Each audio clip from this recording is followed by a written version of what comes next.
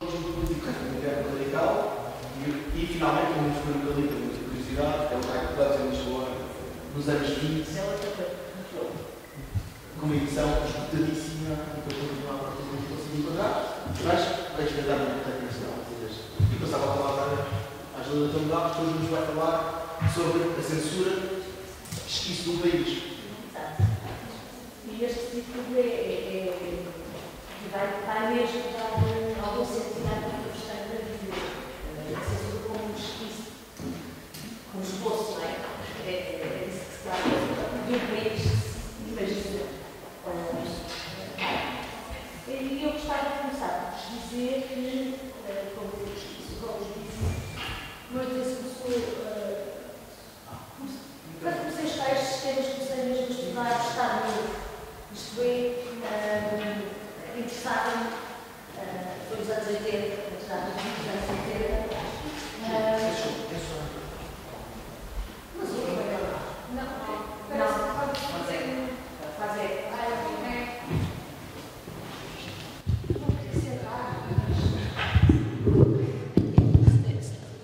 assim já me ouvem, não é? É isso.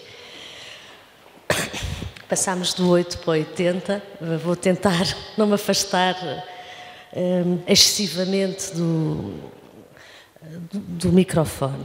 Bem, e estava-vos a dizer que comecei por estudar a censura no Estado Novo e, curiosamente, ao longo do meu percurso, fui sentindo sempre necessidade de recuar no tempo, isto é, comecei no Estado Novo, depois fui para a República, da República passei para a Monarquia e de alguma maneira andava eu sempre à procura de conhecer melhor os portugueses e é disso no fundo que eu gostava de vos falar e penso que começar por vos dizer isso quando tratamos de assuntos como estes que parecem à partida excessivamente limitados, neste caso a censura, enfim, ao controle dos meios de comunicação, de falar da censura prende-se com o nosso interesse em conhecer um bocadinho mais sobre quem somos, de onde é que viemos e tudo mais.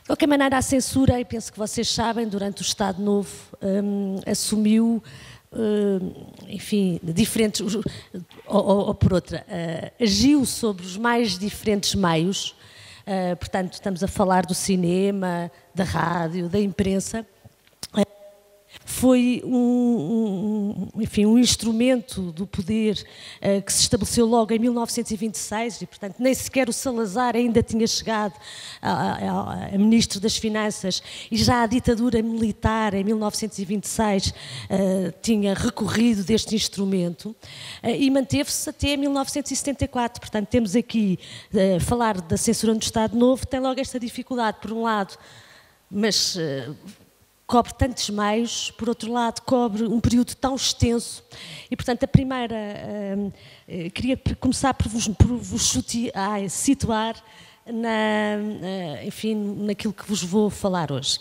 Talvez o mais importante é dizer-vos que vou dar particular importância à imprensa diária, à imprensa escrita diária, e penso que ela tem sido excessivamente colocada à margem dos interesses da história contemporânea e, portanto, vou dar ênfase à imprensa escrita diária, vou dar ênfase aos anos 30 e portanto, já assim já fica mais delimitado o que aqui vai-me trazer. Bem, gostaria também, trago aqui, eu vou tentar intercalar, por um lado, algumas referências que eu trago aqui escritas, e já estou a ficar, já chega de fotos, isto está-me a dispersar completamente, não consigo pensar, nunca mais acaba. Bem, e portanto, ia começar então a dizer-vos que se por um lado falar da censura ajuda a compreender o que é que são os portugueses, por outro lado falar da censura no Estado Novo permite muitas outras coisas. E uma delas, talvez a mais importante, tenha que ver mesmo com a nossa atualidade. Isto é, eu gostava que vocês percebessem que não estamos só a falar da censura à imprensa diária nos anos 30. Nós estamos aqui a falar, ou eu pretendo que vocês percebam que estamos aqui a falar de alguma forma da nossa atualidade, isto é, da forma como ainda na nossa atualidade esse trabalho da censura ao longo de mais de 40 anos está presente na memória de muitos portugueses. Não sei se me estou a fazer entender. Isto é, a censura deixou marcas que chegam aos nossos dias, a censura e o trabalho que a censura fez sobre os meios de comunicação não ficou preso a um tempo histórico. Esse trabalho fez sobre aquilo que os portugueses pensaram deles próprios, e alguns desses portugueses, como vocês sabem, não só estão vivos, como enfim, também muitos deles passaram determinadas representações sobre Portugal. Isto é, gostava de vos chamar a atenção para a importância, portanto, do tema neste ponto de vista. Mas aqui vou trazer ainda uma outra perspectiva, isto é, pensar os portugueses, Portugal, etc., passa necessariamente, sobretudo quando olhamos para o século XX, e foi ontem, não é? Pensar e tentar perceber por que razão é que em Portugal, enfim, nesta Europa, neste mundo ocidental, por que razão é que Portugal teve um regime tão longo de um nacionalismo autoritário que distingue Portugal da maioria dos países do resto da Europa. Porque é que, apesar de tudo, em Espanha se foi saindo mais, embora lentamente, mas foi saindo mais do modelo autoritário, mais precocemente? Porque é que a Itália ou a Grécia também não sustentaram os seus regimes autoritários durante tanto tempo? Porque é que em Portugal isto aconteceu? Bem, e eu penso que, e essa é uma das que eu gostava de vos falar, penso que falar da censura é também entrar por esse lado, isto é, perceber um pouco a duração do regime do Estado Novo. De qualquer maneira, quando olhamos para a historiografia, eu escolhi dois historiadores que de alguma maneira estão são duas figuras, digamos, mediáticas e, portanto, andam aí pelos meios de comunicação e, à partida, alguns de vocês, pelo menos, devem conhecer. E dois historiadores que abordam a questão da censura no Estado Novo de uma forma absolutamente contrária. Fazem balanços absolutamente antagónicos sobre o papel ou o peso da censura no Estado Novo. Eu vou começar por vos falar de um senhor que é o Rui Ramos, que é hoje em dia comentador, enfim, faz vários artigos de opinião no jornal Observador, mas que é um historiador de história contemporânea e que fez uma história de Portugal, aliás, que causou grande polémica aqui há uns anos, há poucos anos, aliás, em 2009 fez uma história de Portugal, em que, a propósito da censura, eu vou passar a ler-vos, por isso é que trouxe estas folhinhas. No Estado Novo, ele diz que durante o Estado Novo, e não obstante a existência da censura, teria existido, e passo a citar, agora vou citar, um pluralismo de opinião dentro de estreitos e vigiados limites, e desde que não assumisse a forma de crítica direta ao poder, acrescentando, ao contrário do que acontecia na Rússia comunista. Bem, digamos que, segundo o Rui Ramos, portanto, o tema da nossa, daquilo que eu vos trago aqui, a censura, não teria, de facto, também assim tanta importância. Apesar de tudo, teria existido algum pluralismo político. Em contrapartida, portanto, este senhor, podemos considerá-lo um conservador, um homem que faz uma historiografia que se coloca ali no conservadorismo liberal, se quiserem.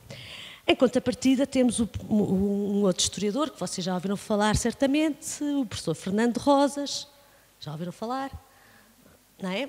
Que em 2012 escreve um livro que eu recomendo vivamente, aliás, um livro em 2012 que é uma espécie de ensaio. E a preocupação dele era exatamente perceber, mas porquê é que o Estado Novo durou tanto tempo?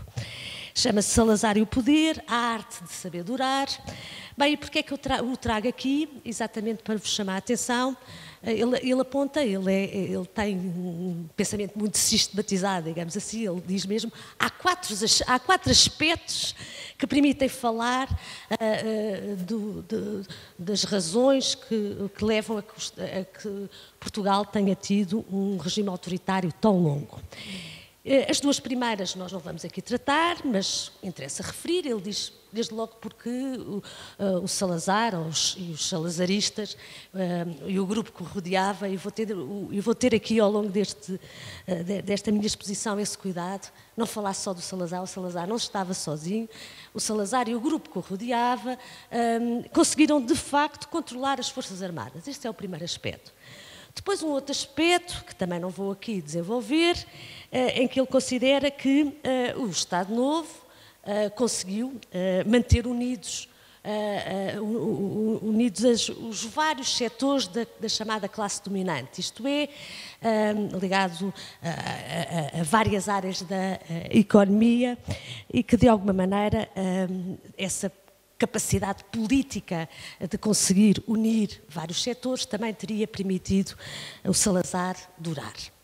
Bem, e chegamos então a dois outros aspectos que ele também considera fundamentais para perceber o Estado Novo.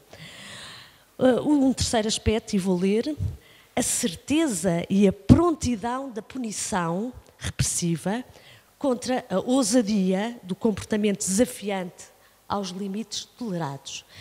E diz ele, fosse esse comportamento político, cultural, sindical, religioso, moral.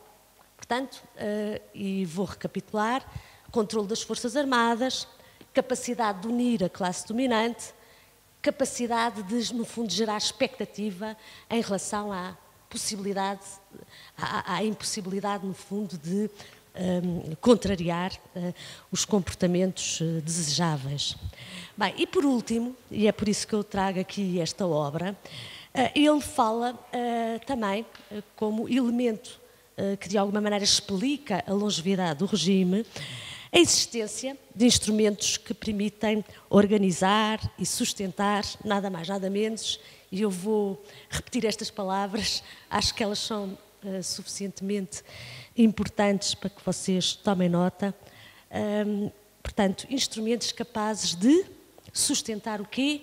A desmobilização, a intimidação, o medo e a submissão. Bem, mas que instrumentos são esses? Estamos quase a chegar à censura. Os instrumentos que ele aponta, que permitem a tal desmobilização, medo, submissão e tudo mais, ele subdivide.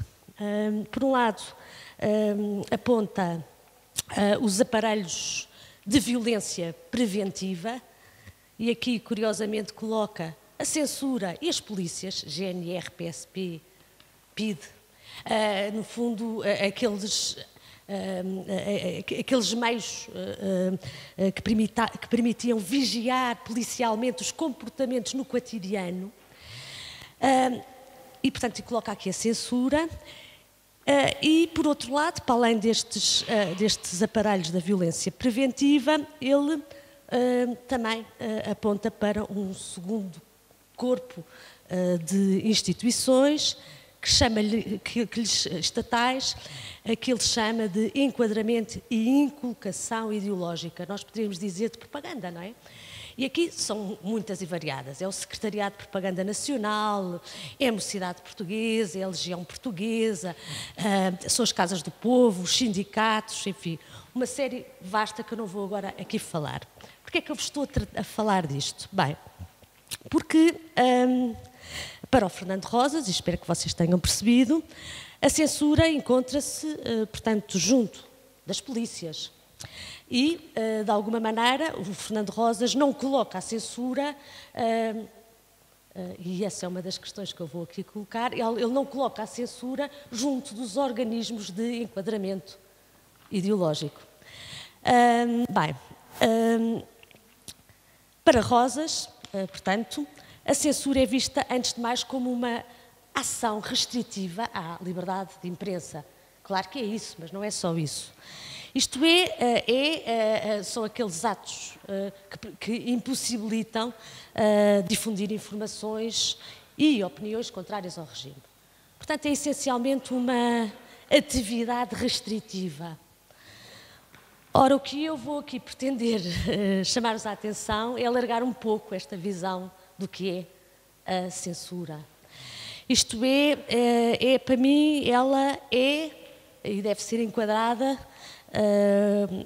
como um instrumento, entre outros, naturalmente, não é a única, um instrumento vital para a propaganda no Estado Novo.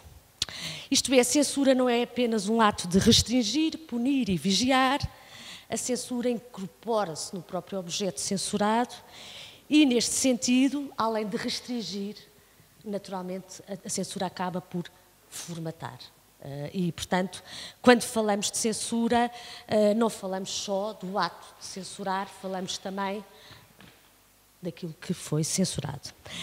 E, na verdade, penso que temos estado, talvez, demasiado colados, nós, os historiadores, àquilo que foi a própria retórica do regime sobre a sua atividade censória. O regime sempre apresentou a censura como um corretor da imprensa. Claro que com a retórica do regime a ideia era bem corrigir excessos, imoralidades, evitar injúrias, enfim, era essa. Mas era essencialmente corretiva a atividade da censura. Como se uma imprensa corrigida, entre aspas, naturalmente, não fosse a partir daí um instrumento de propaganda muito valioso. Bem, e portanto, o primeiro aspecto é que os historiadores tendem a lidar com a censura exatamente da forma como o regime que nos ensinou a olhar para ela. E, portanto, tendem a fazer o quê? A olhar para a atividade da censura e ver o regime cortou ou não cortou informação sobre este acontecimento, sobre esta opinião, sobre este indivíduo. Pronto. É essa, normalmente, a nossa atitude. Cortou nesse sentido. Bem, o que eu vou tentar aqui fazer é, de alguma maneira, alargar um pouco esta visão e considerar como absolutamente nuclear o papel da censura e alargar esta ideia. Mas para isso tenho de vos chamar a atenção para um outro aspecto que tem sido também uma luta que eu tenho vindo não só em relação ao Estado Novo, mas em relação a quase todos os períodos em que eu estudo isto acontece, isto é, os historiadores também se recusam sistematicamente a conceder algum valor e importância explicativa ao papel da imprensa e, sobretudo, da imprensa diária. Pois bem, o que eu aqui vou fazer é chamar-vos a atenção para o papel da informação diária e, portanto, da censura, sobretudo nos jornais diários. Para isso, vou-vos chamar a atenção a um senhor, que é o Benedict Anderson, que escreveu As Comunidades Imaginadas, que definiu o jornal diário como, eu gosto muito desta definição, o best-seller de um dia, uma ficção. Diz ele que se infiltra calmamente e continuadamente na realidade, numa cerimónia que é repetida incessantemente em intervalos diários. Bem, na verdade o que ele queria dizer é que, enfim, entre outras coisas, que a própria noção de jornal diário é uma convenção. Nós pegamos num jornal diário e, se eu vos perguntar que conteúdo é que o jornal diário tem, à partida nós poderíamos dizer, bem, tem o conteúdo, resume os assuntos mais importantes do dia, em termos nacionais e internacionais. Bem, o que o Anderson chamou a atenção é que isso naturalmente não está correto. É impossível haver um resumo desta natureza e, portanto, de alguma maneira, a imprensa peca sempre por este excesso de otimismo. Bem, de qualquer maneira, serve-me esta aproximação para chamar a atenção para o facto das sociedades, as sociedades modernas, aquelas que tendem a vivenciar em comunhão o seu presente através dos jornais diários. Pois bem, nas sociedades modernas em que o jornal diário assume um papel importante, eles devem ser levados muito mais a sério do que têm sido levados. E, portanto, desde logo gostava de chamar a atenção à imprensa, naturalmente, à imprensa diária, enfim, não é a imprensa toda e qualquer imprensa, mas sobretudo a diária, eu estou aqui a dar ênfase a isso, cabe um lugar destacado na construção das representações da realidade. Bem, e gostava de, portanto, vos dizer que a história dos jornais está mais ou menos toda por fazer, mas eu aqui vou também chamar-vos a atenção de um outro senhor, que é o Michael Schudson, que de alguma maneira me ajudou a olhar para os jornais de uma maneira diferente. Ele chama a atenção que as notícias são uma forma de cultura como outra qualquer. Ele considera que as notícias têm um poder de construção e representação da realidade que devem ser estudadas não só no seu conteúdo, que é normalmente aquilo que os historiadores fazem, mas na sua própria forma, isto é, que as várias sociedades têm diferentes formas de noticiar, seguem convenções distintas. Se vocês quiserem, existe sempre uma linguagem visual, não é? Que não tem que ser propriamente só escrita, uma linguagem autorizada. Como iremos ver mais à frente, o que é interessante é que o Estado Novo quis criar as suas próprias convenções e novas convenções, não é? Cortar com as convenções anteriores, mas já iremos aí. Bem, de qualquer maneira, e para já, gostava de vos chamar a atenção, já estou aqui toda baralhada, que, no meu ponto de vista, a censura, portanto, não está longe de ser só meramente preventiva ou meramente punitiva, não é? É isso que eu estou a tentar chegar lá. Bem, mas gostava também, já que estou a falar da importância da imprensa diária, de chamar a atenção para um outro aspecto. Também acho que a propaganda não tem sido propriamente, ou o conceito de propaganda que se tem utilizado também não tem sido propriamente o mais correto. Eu tenho aqui uma visão bem mais alargada do que é propaganda, do que normalmente, portanto, não tem que ser planificada, no meu ponto de vista, nem sequer pode ser espontânea, mas, sobretudo, tem uma característica que normalmente não é associada à propaganda, que é, não existe propaganda sem atualidade. E, portanto, a imprensa diária é importante, não é? A atualidade é que permite, de alguma forma, criar problemas para os quais se dá uma resposta, fazer com que haja uma certa continuidade e imersão nas temáticas propagandísticas, e se vocês quiserem, podemos mesmo dizer, portanto, que como conceber, portanto, agora voltando ao Estado Novo, um exercício propagandístico por parte do Secretariado de Propaganda Nacional, da Legião Portuguesa, da Mocidade Portuguesa, dos vários órgãos de enquadramento ideológico, como conceber a atividade destes órgãos sem a existência de uma articulação com uma propaganda realizada por via da imprensa diária e escrita.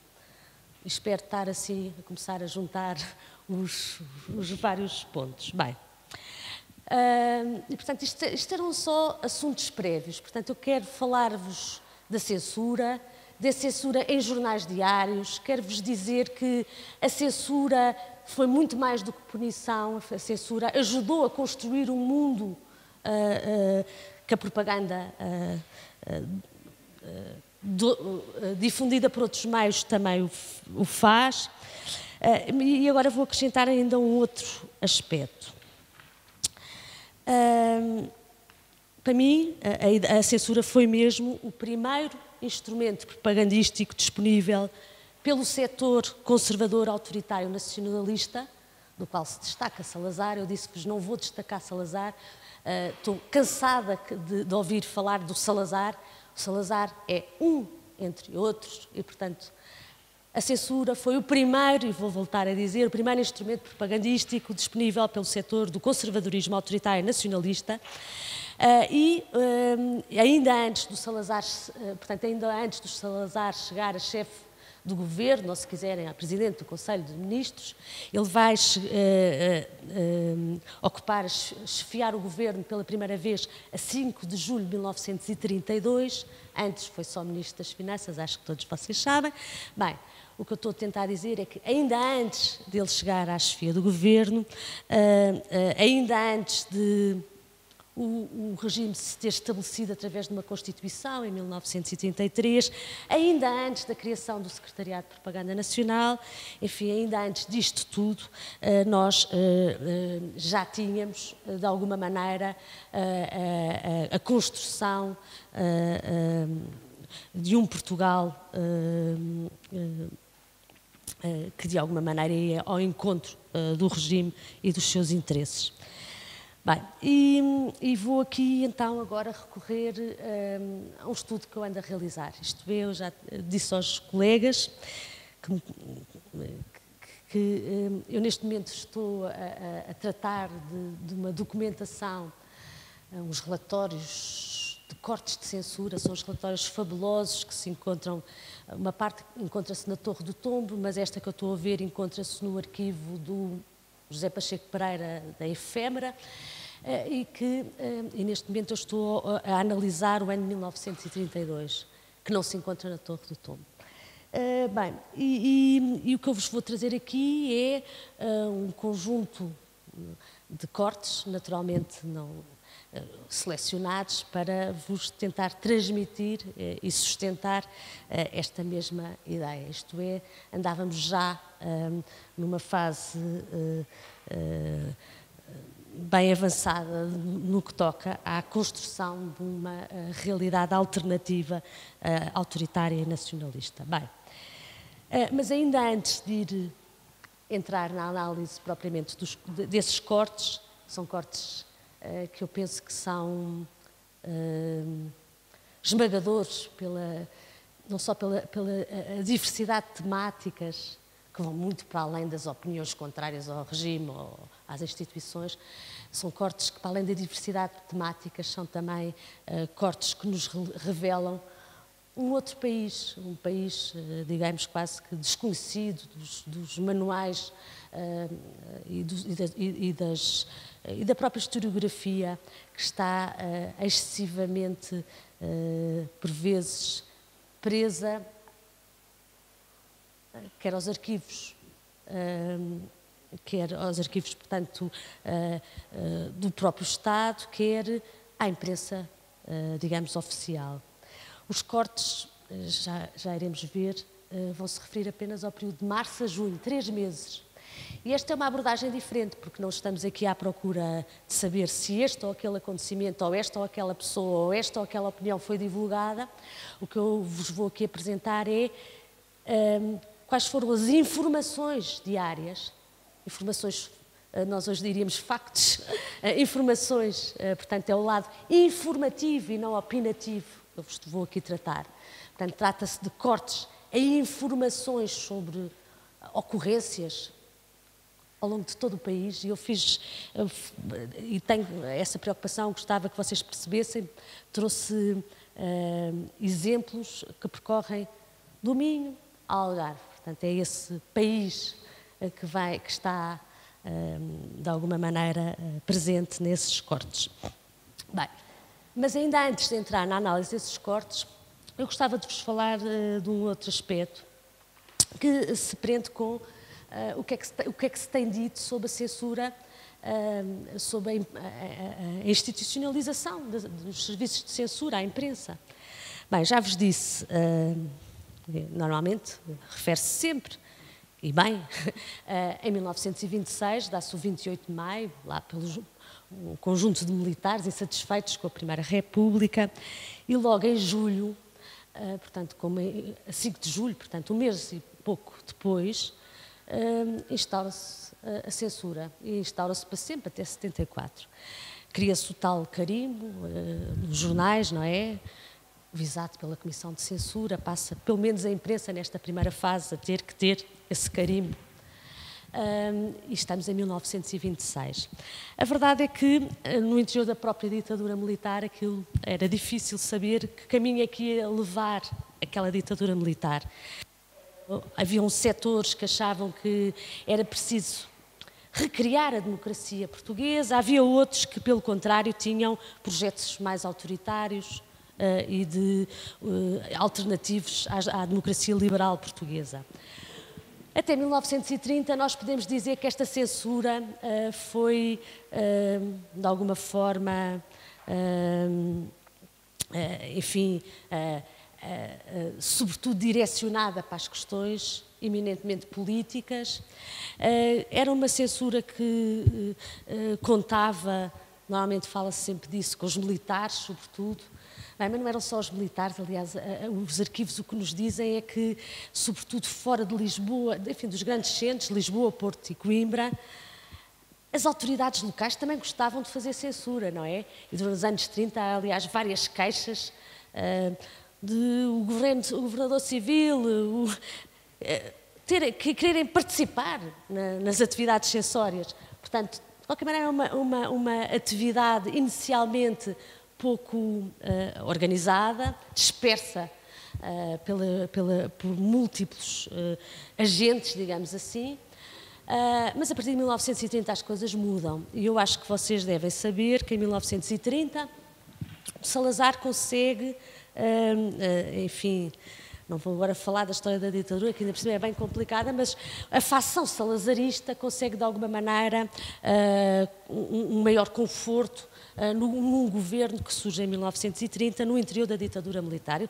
Salazar é ainda ministro das Finanças, no entanto, vai-se, em 1930, destacar. E vai-se destacar, desde logo, porque vai fazer, contrariamente aos outros militares e aos outros ministros, vai fazer importantes discursos de conteúdo político, em que ele vem dizer muito simplesmente isto. Basicamente, a partir de agora, Portugal, vamos fazer um corte com a República, a partir de agora vamos construir um Portugal outro, antidemocrático, antiliberal, nacionalista, e vem, entre outras coisas, chamar, e eu tenho aqui, enfim, trouxe aqui algumas dessas, alguns desses discursos, em particular um que é o de Sala do Risco, de 1930, em que ele é muito claro. Ele vem dizer, essa coisa da política é algo que não deve dizer respeito a toda a gente. Ele diz, na grande massa do povo não há, porque não pode haver consciência política. A política diz respeito a meia dúzia de pessoas, ele é profundamente elitista. Aliás, ele diz, não me interessa que todos me deem razão, basta-me que o país saiba as minhas razões. E diz também, é ilusão supor que a sociedade busca por si própria as suas diretrizes. No fundo, contrariando aquela visão liberal, defensora de uma liberdade de imprensa, ou de uma liberdade, não é só, de liberdades, que seriam de alguma maneira o motor do progresso, do próprio progresso social e outro. O Salazar corta com essa visão do mundo.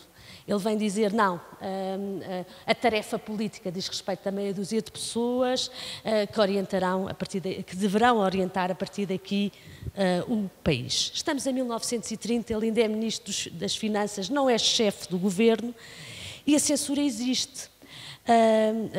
Continua e persiste no seu trabalho. Ora, o que é interessante é que a historiografia não, a censura só começou realmente a ser levada a sério, só se consolida em 1933 com a criação de um organismo público importante, que era a Direção-Geral dos Serviços de Censura. Isto é, enfatizam sobretudo quer a institucionalização do regime em 1933, quer a institucionalização de uma direção-geral que, de alguma maneira, segundo os historiadores, tenderia a levar mais a sério a censura. Bem, o que eu vos venho aqui falar é exatamente de um período anterior a essa direção-geral e chamar-vos a atenção como esse trabalho, mesmo estando a ser realizado de forma menos planificada, ainda não sujeita a diretrizes tão estreitas como as que ocorrem depois de 33, já era um trabalho bastante profundo. E é disso que eu vos venho aqui agora falar. Isto é, vou, de alguma maneira, chamar-vos a atenção como ainda o Salazar era Ministro das Finanças e, de facto, o lápis azul andava a desenhar um primeiro esquema, se vocês quiserem, um primeiro rascunho, o tal esquiço, de um país imaginado pelo Salazar e pelo setor do conservadorismo autoritário nacionalista. Portanto, vou falar-vos desses 3 meses de 1932, mas gostava de vos chamar a atenção para o seguinte: muito provavelmente este período ainda por cima tem uma particularidade interessante.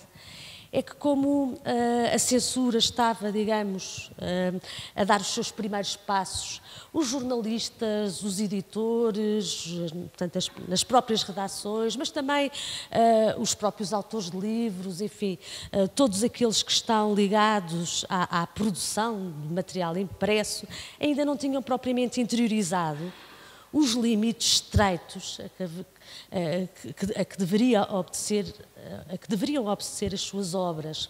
O que significa que ainda não estava instalado e interiorizada uma autocensura que faz com que muitas vezes, quando abrimos estes mesmos relatórios de cortes para períodos posteriores, tínhamos às vezes até uma sensação, bem, mas então os portugueses não escreviam, não tinham nenhuma atitude. Claro que os cortes por vezes demonstravam da parte de alguns alguma resistência ao Estado Novo, mas era muito esporádica essa resistência. Pois bem, neste período que estamos a falar, que é de início do aprofundar da censura, a autocensura ainda não está de todo implantada em toda a gente, o que significa que são imensos e proliferam os cortes que vêm das mais variadas famílias políticas, se vocês quiserem, e que recaem sobre informações, como eu vos disse, que dizem respeito a variadíssimos setores. Ainda temos, nesta altura, portanto, um leque mesmo político-ideológico ativo, digamos assim, e isso é visível nos cortes. Bem, de qualquer maneira, eu gostava de vos chamar a atenção exatamente para estes cortes de 1932 e, sobretudo, para a ideia de que, digamos que temos aqui em 32, ainda nem havia Constituição, Salazar não era Presidente do Conselho de Ministros, mas já havia um borrão muito aproximado daquilo que viria a ser o país que se queria que a imprensa informasse e divulgasse aos portugueses. E vou começar a ler-vos alguns cortes. Eu acho que os cortes dizem-nos muito. Dizem-nos, sobretudo, que, obviamente, procurava-se já dar a imagem de que em Portugal se vivia tranquilamente e na mais perfeita ordem. Aliás, nesta altura era comum dizer-se a República que era a desordem, a ditadura era um exemplo de ordem. Agora vocês reparem, eu já vos disse, isto está muito longe, estamos a falar só de 3 meses, não é? Eu não vos posso saturar de cortes, mas queria-vos dar assim, pintar um bocadinho, com estes cortes ficamos com uma visão mais impressionista do Portugal real, ao invés do Portugal ficcionado, que muitas vezes chega aos livros de história. Veja-se, portanto, começa em março, não é? Veja-se sobre greves. Eu escolhi só meia dúzia, porque são mesmo muitas, mas escolhi algumas que achei particularmente interessantes. Bem, foram cortadas, estamos, portanto, no dia 15 de março, foram cortadas todas as notícias referentes à greve dos fragateiros do Porto de Lisboa, que chegou ao fim de semana sem solução. Reparem, estes relatórios são semanais e, portanto, a greve, ninguém teve acesso a ela. Cortada uma correspondência de Odisseixe para o Século era um jornal, agora é abril, de 14 de abril, em que se informava que os trabalhadores que se encontravam empregados na construção da Estrada Nacional número 20 abandonaram o trabalho reclamando 8 horas de trabalho diário e 8 escudos em vez de 7 escudos. Estamos a falar de greves. Bem, nestes 3 meses também encontrei bombas. Cortada a notícia que se refere à explosão de 2 bombas em Porto Alegre. Bem, cortada ainda uma correspondência de Santo António de Areias para as Novidades, outro jornal, de 23 de abril, que noticiava uma reunião de uma grande multidão de povo, homens e mulheres, junto da residência do Sr. Administrador do Conselho, protestando contra a proibição da compra de pão espanhol. Bem, estamos, portanto, perante outro tipo de agitação social, não é?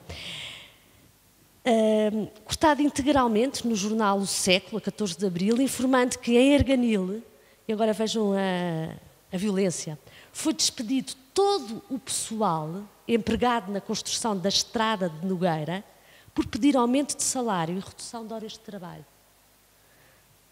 Leia-se em maio. Cortada a notícia dada pelos jornais A2 de ter havido em Bombarral, não sei se vocês estão a tomar, estamos a ir de Lisboa, a norte, ao sul, ao centro, não é? Vamos ao Bombarral. Cortada a notícia dada pelos jornais de 2 de ter havido em Bombarral uma insubordinação de trabalhadores que reclamaram desordeiramente junto das autoridades medidas sob a crise, estando a vila patrulhada pela Guarda Republicana e forças de Infantaria 5 das Caldas da Rainha. Os trabalhadores rurais querem um aumento de salários para 10 escudos, salários esses que ultimamente foram reduzidos para 4 e 5 escudos diários. Motins. Cortada a notícia, dada pelos jornais de 28 de abril, que em Ferreira do Alentejo se dera um grave motim popular que motivou a intervenção da força da Guarda Republicana de Beja. Nesse motim deram-se vivas ao comunismo e à Rússia. Cortada também, e esta é particular, esta está durante 15 dias, é um assunto importante do dia e que obedece a muitos cortes, eu só trago aqui um pequeno excerto. Cortada a notícia dada pelos jornais de 6 de terem sido capturados 2 indivíduos como implicados na tentativa de incêndio na igreja de Sines, os quais tinham deitado 2 bidões de gasolina dentro da igreja e uma bomba de dinamite com o peso de 7 quilos. Agitação nas universidades. Eu estou-vos a falar de 3 meses antes do Salazar tomar o poder. Tudo isto sai, não é? Estou aqui a trazer um bocadinho, só um cheirinho. Cortada a notícia dada pelo Século, a 10 de junho, informando que na Faculdade de Ciências de Lisboa tem estado suspenso o serviço de exames em consequência da realização de um inquérito a mais de 300 alunos que assinaram uma representação, e agora reparem, porque a reclamação é engraçada, que assinaram uma representação entregue ao Conselho Escolar, portanto não é de ordem política, irão ver, na qual se faziam acusações de incompetência e negligência a alguns membros do corpo docente.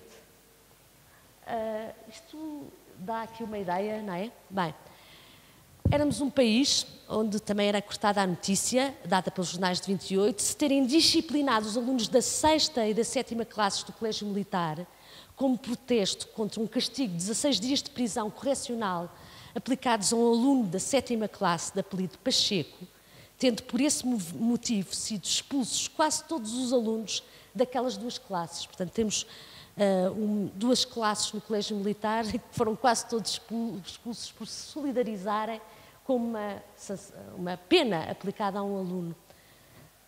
Não sei se vocês...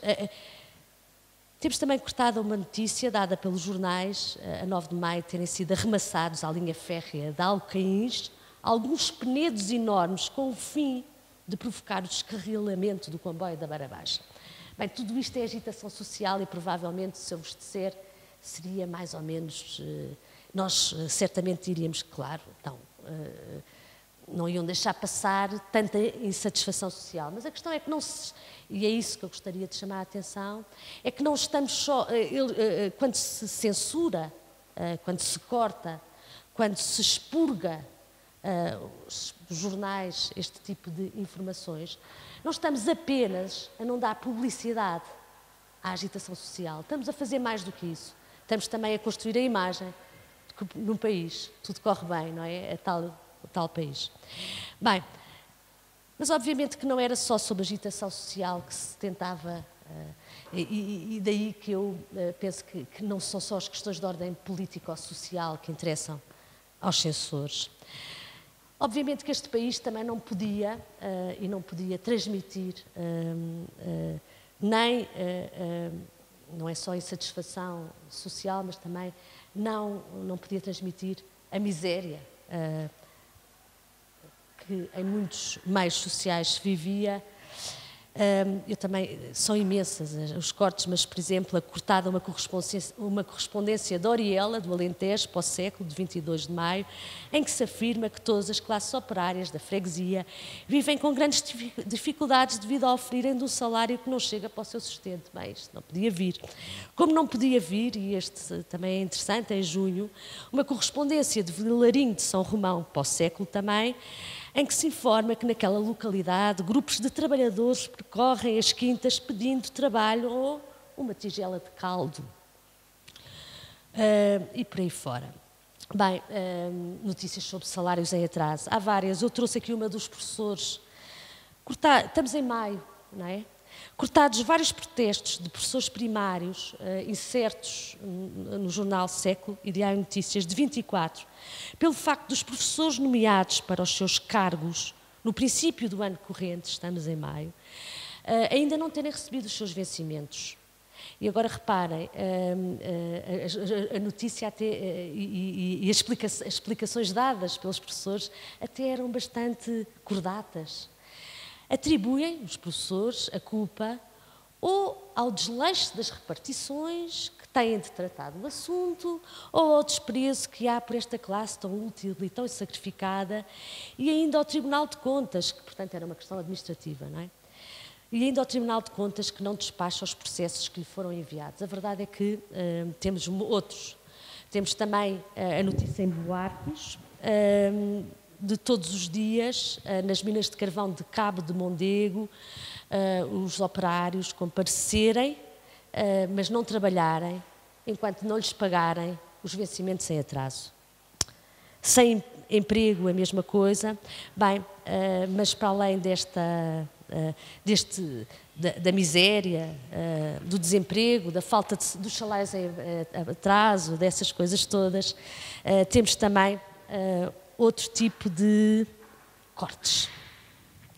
E um deles diz respeito à vontade de tornar também invisível o momento excepcional vivido na ditadura militar, que era também um momento de perseguição, de opressão, com inúmeros deportados e presos políticos. Houve uma notícia deste período que me suscitou particular, cortada, não é? Particular interesse, porque vocês reparem, no Diário de Notícias, de 28 de maio, é cortada a notícia relatando que, por ocasião da chegada à Anadia de 2 deportados políticos, fez com que fossem à estação esperá-los mais de 500 pessoas. Isto é 500 pessoas. Claro que nós podemos, e essa é a posição dos historiadores, e chegado aqui acho que podemos fazer essa pergunta, mas quem são estes correspondentes? Mas será que haveria, isto é uma hipótese, mas será que muitos destes correspondentes seriam uma herança da própria República, isto é, também eles republicanos, também eles interessados em transmitir 500 pessoas em um dia é muita gente. Bem, mas a questão é que, até aqui, enfim, este país, para além de se procurar que, essencialmente, o país desse uma imagem de ordeiro e com tudo a funcionar com ordem nas ruas, este país também tinha que ter outras características. Era um país sem doenças. Bem, vocês não imaginam. Aliás, aflitivo. Eu penso que qualquer estudo que venha a tratar das questões da saúde tem que tem de vir aqui aos cortes da censura, da forma absolutamente sistemática com que se cortam todas as referências a surtos epidémicos do país, e são muitas. É cortada, por exemplo, a 15 de março, a existência de uma epidemia de varíola em Gondomar. A 16, da gripe pneumónica no concelho de Tomar. Em Mação, também, a lepra, que está a desenvolver-se assustadoramente neste concelho. Portanto, é um país sem doenças. Vocês reparem, estamos a falar de um país que está, que de alguma maneira é reconstruído por esta censura. Bem, mas era um país também sem acidentes. E há acidentes, acidentes que vocês quiserem, portanto, não estamos aqui a falar de conflitos sociais. Vejam, por exemplo, uma notícia de ter falecido no Porto um soldado do batalhão de metralhadoras número 3, em consequência de ter colocado nas mãos um cabo de alta tensão. Ou então, também temos, enfim, um outro corte, é este que eu quero, em que são cortadas, por exemplo, todas as notícias respeitantes à descoberta e prisão de falsificadores de moeda.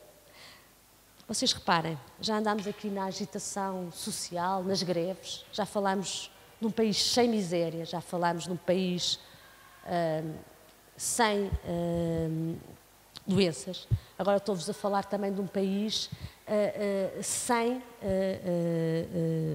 de alguma maneira, qualquer tipo de assunto que perturbe, neste caso era a ordem financeira.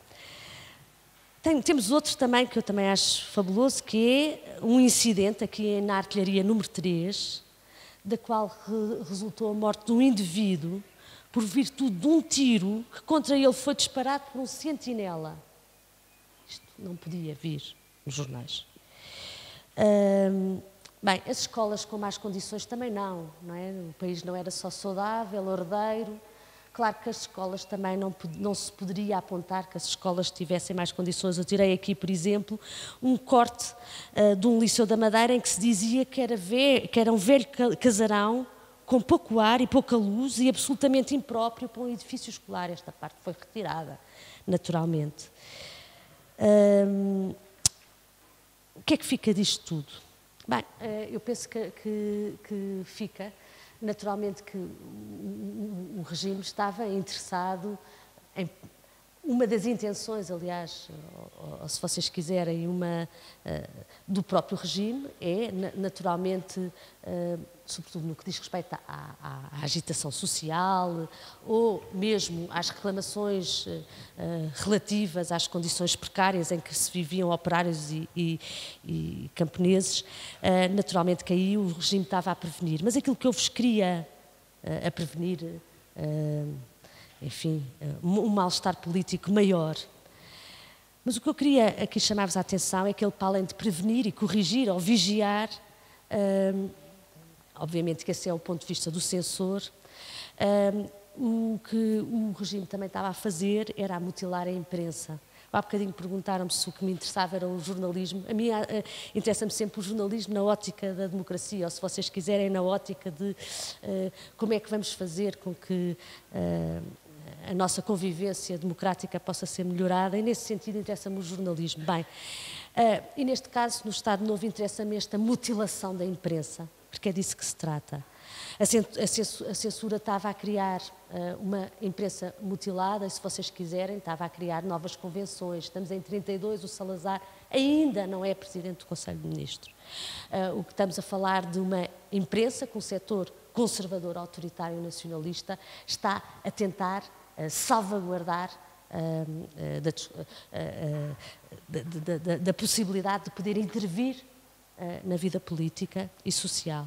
Estamos a falar de uma imprensa que está, de alguma maneira, a ter que incorporar convenções impostas pelo campo político, convenções novas, e é por isso que este tipo de informações deixam de aparecer mais tarde, porque já se sabe, já sabe que não vêm questões, que há assuntos proibidos, que nem vale a pena tratar deles, e, portanto, a censura neste início é mais clara para isto que eu quero vos chamar a atenção. A censura provia de um trabalho diário, e é por isso que é difícil estudar a censura, porque é um trabalho diário, por isso é que eu escolhi 3 meses, para vocês perceberem, estamos a falar de 3 pequenos meses em que eu vos trouxe um cheirinho do que por lá se passou. Um trabalho diário, é um trabalho diário, rotineiro, minucioso, que atuou de forma sempre cirúrgica, permanente, não só sobre as opiniões, espero que tenham percebido, sobre a cobertura informativa, sobre a atualidade.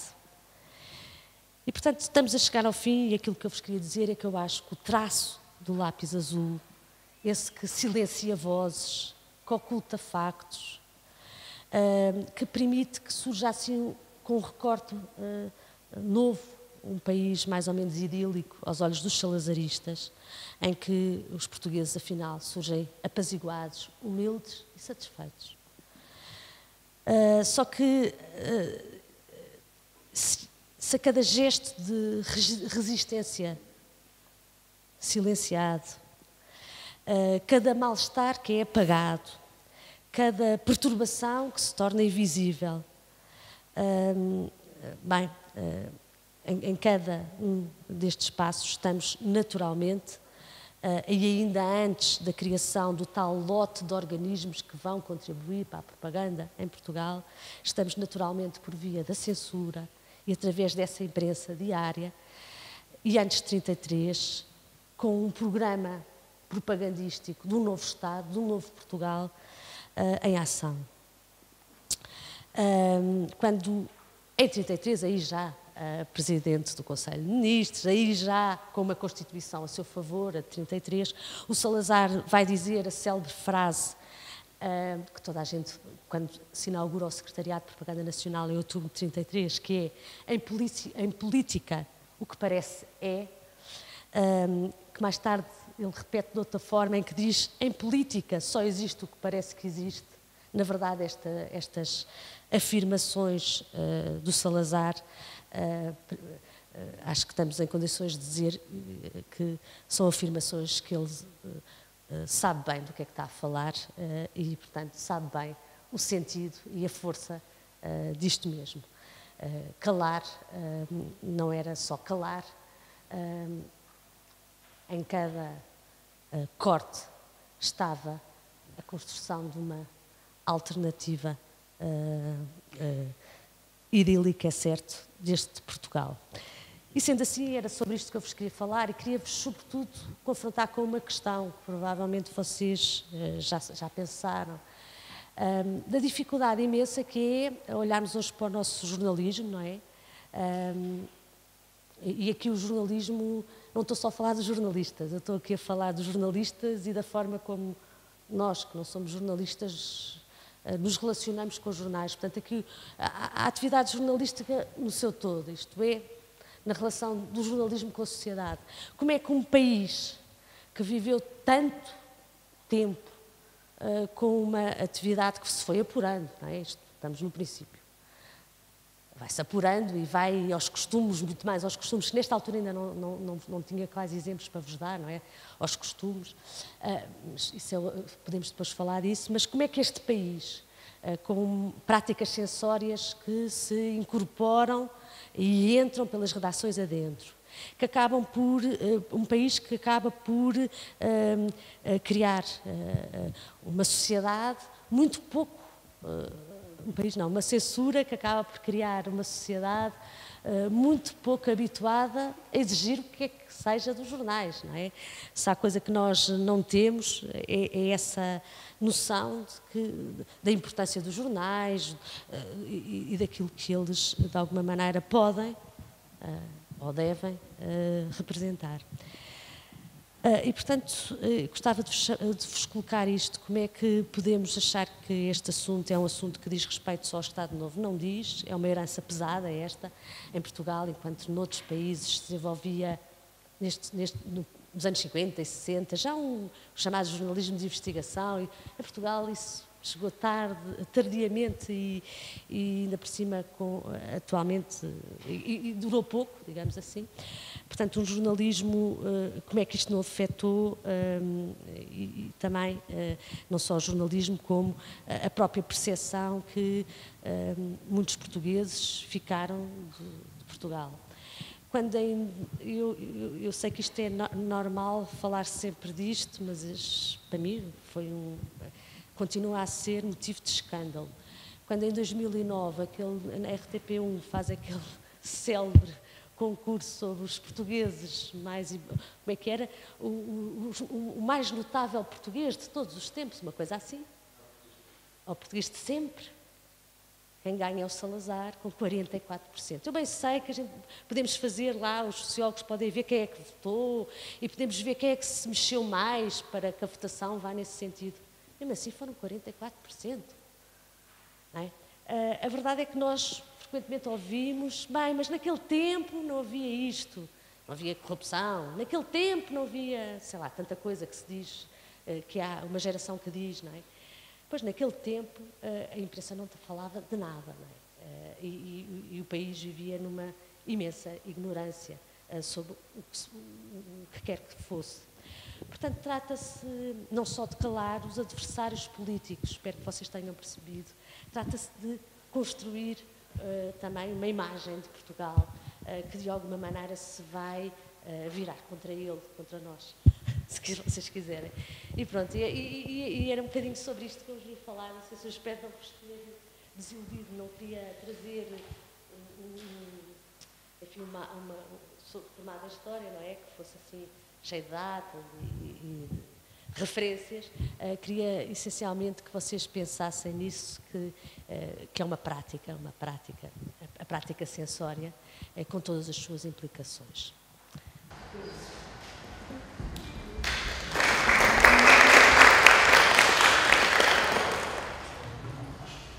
Muito obrigado pela comunicação, muito interessante. E se calhar passava a palavra à audiência, se tem alguma coisa para perguntar. Eu queria só para desengatar. Eu estava aqui a ouvir e quando dizes que o Estado Novo mutilou a imprensa, se calhar mutilou muito mais do que a imprensa, como nós sabemos, não é? Mesmo sendo desfigurado. E a minha questão, aquilo que eu queria era trazer um bocadinho essa mutilação para a democracia. E até que ponto é que uma mutilação que aconteceu lá atrás não se atualizou para o Portugal contemporâneo, mutilando a memória do que aconteceu lá atrás. E não deixei. E de repente lembrei-me de uma coisa que me aconteceu aqui há uns 3 anos em casa de uma amiga portuguesa que está casada com um alemão e que vive em Berlim há 25 anos. E eu estava com eles e ele tinha um problema no joelho. E estava com um humor assim um bocado mal disposto e tal. E no dia seguinte foi trabalhar. E quando regressou à noite vinha mais bem disposto.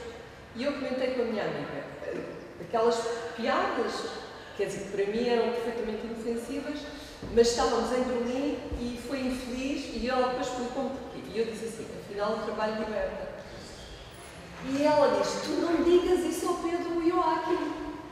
Eu disse, mas é perfeitamente... estou a brincar. Pois, mas os alemães são tão ciosos da responsabilidade que tiveram no passado recente do mundo quase inteiro, que qualquer piada que a gente tente fazer com referências ao nazismo são imediatamente... Não. E depois atualizei isto para as nossas vivências e para o nosso Portugal.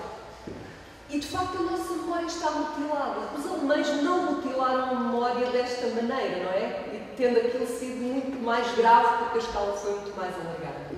Mas a minha questão era esta. Como é que em democracia nós continuamos a ter uma memória mutilada, às vezes um discurso que não é inteiramente livre, e se calhar estas alunas que aqui estão, e está ali um aluno, os pais delas, se calhar já não se lembram de algumas coisas que tu falaste aí, mas se calhar os avós viveram essas situações de negociar de 7 escudos para 8 escudos. Quando a gente atualiza isto para a vida atual, imaginem o que era e onde é que essa memória ficou. Como é que a gente não isso em democracia? Era esta a questão. Questão que não é questão, é só para a gente pensar um pouquinho. A minha ideia aqui foi exatamente trazer isso. Era chamar a atenção para a importância que assume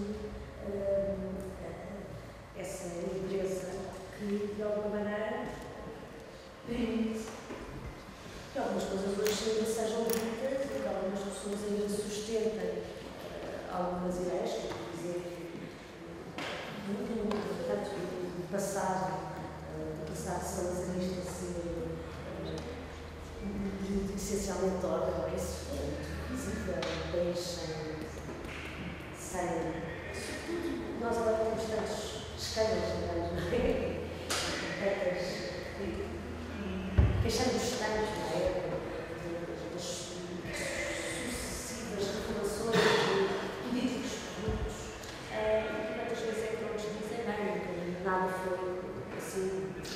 Bem, a verdade é que, dando um passo atrás, todos está aqui a falar da sociedade, o seguinte é que, não obstante todos os atropelos ao liberdade da imprensa que nós sabemos que houve desde 1820 e houve períodos de avanço e recuo da liberdade da imprensa, no entanto, o discurso dominante até 1930, digamos assim, era mesmo um discurso completamente distinto do conservadorismo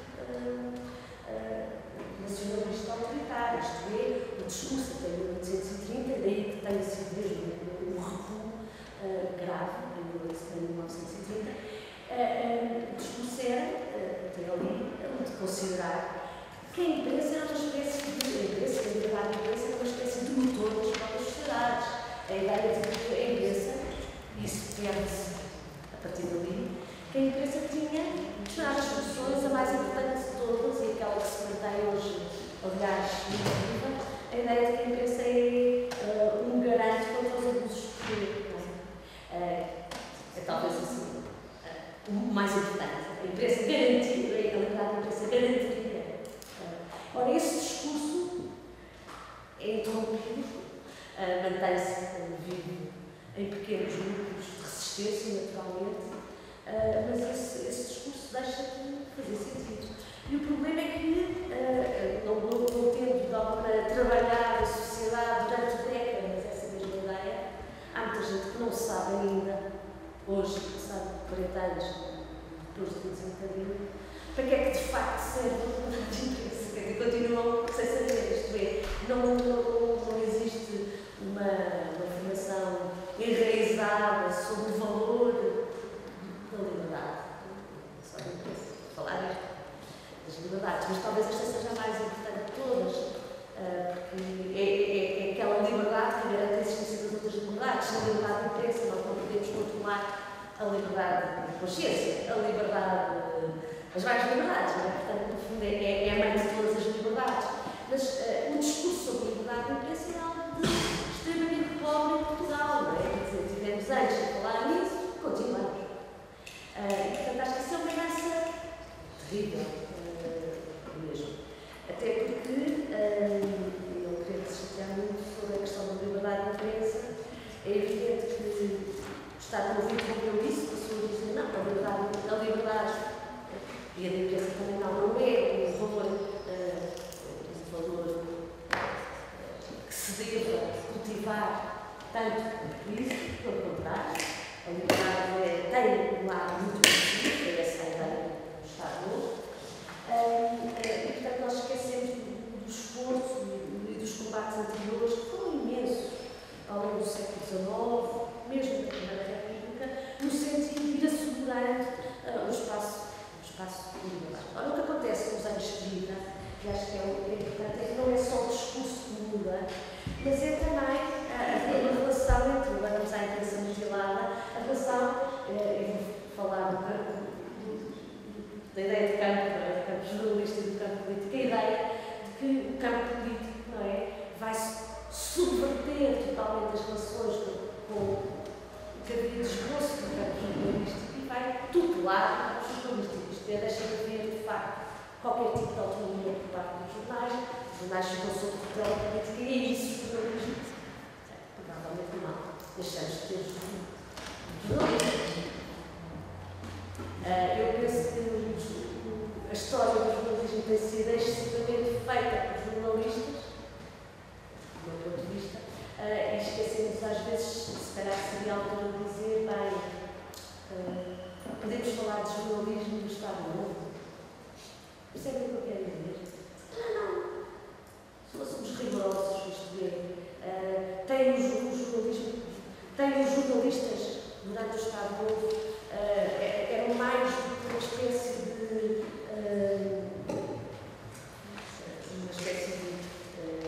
escrevinhadores em alguns factos de ocorrências. Eu penso que pronto, não sei se respondi ou não. Eu só queria perguntar, quando estava a falar da censura em 1933, falou da criação da Direção-Geral. Direção-Geral dos Serviços de Censura. Mais.